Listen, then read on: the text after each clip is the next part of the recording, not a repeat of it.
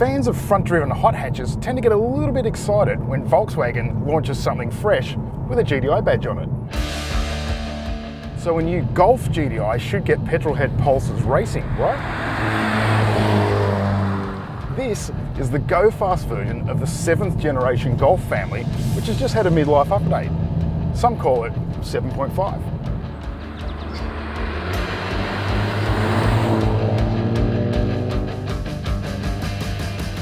With a nip and tuck to the exterior styling and a smattering of updates to safety and tech, it smells like a new lick of paint to the old and familiar than something that's properly new.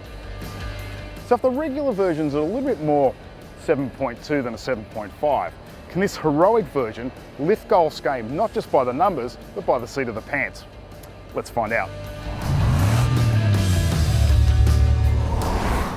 It's simple, really.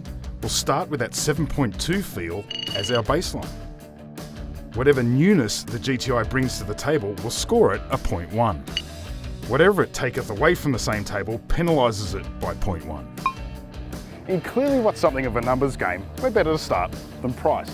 This Performance Edition 1 version starts at $47,990. That's $4,000 more expensive than the regular GTI with DSG and $6,500 more than the base manual. Not off to a good start, are we?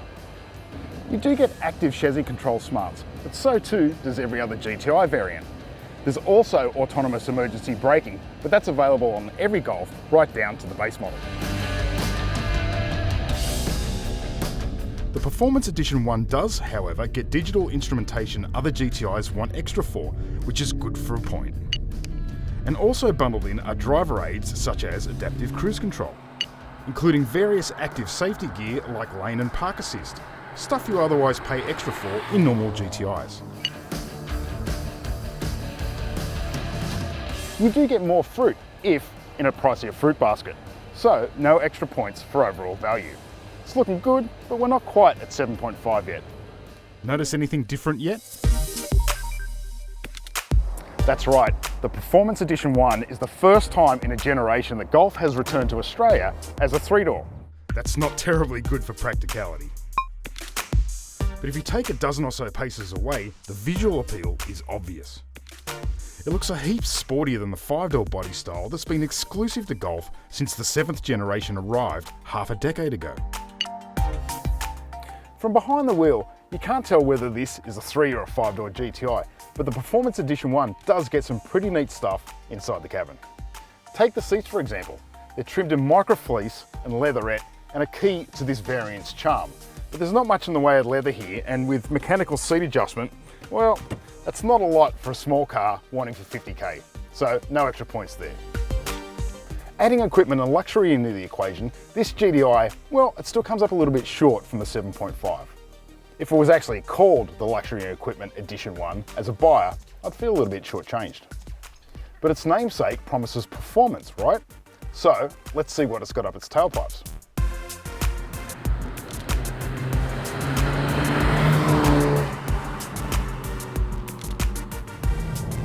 Power for the new GTI has risen from 162 kilowatts to 169 kilowatts, which is nice. But torque remains at 350 newton meters.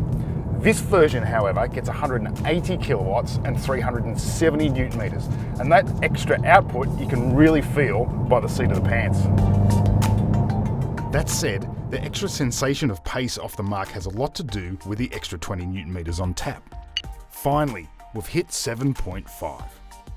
Next up is the transmission. Forward progress in GTI land has long relied on just 6 forward speeds for both the DSG and the conventional manual. This version though gets 7, so an extra forward cog.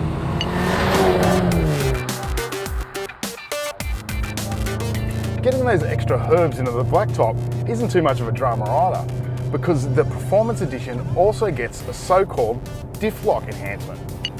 Not only does it really help traction off the mark, but it also gives a lift in all-round dynamic talent. Applying that extra dynamic talent is a set of sticky Pirelli P0s, which are mounted to 19-inch rims, which are 1 inch larger than the 18s you get on the regular GTIs. And the whole performance pitch is rounded out quite nicely with a larger set of brakes, which counteracts that extra pace. It turns out the Performance Edition 1 is quite the special GTI after all. From a lowly 7.2 base and using some rudimentary number crunching, we've arrived at a whopping 7.9. And it could be argued a solitary point away from where you'd hope a Golf 8 GTI might be in the future.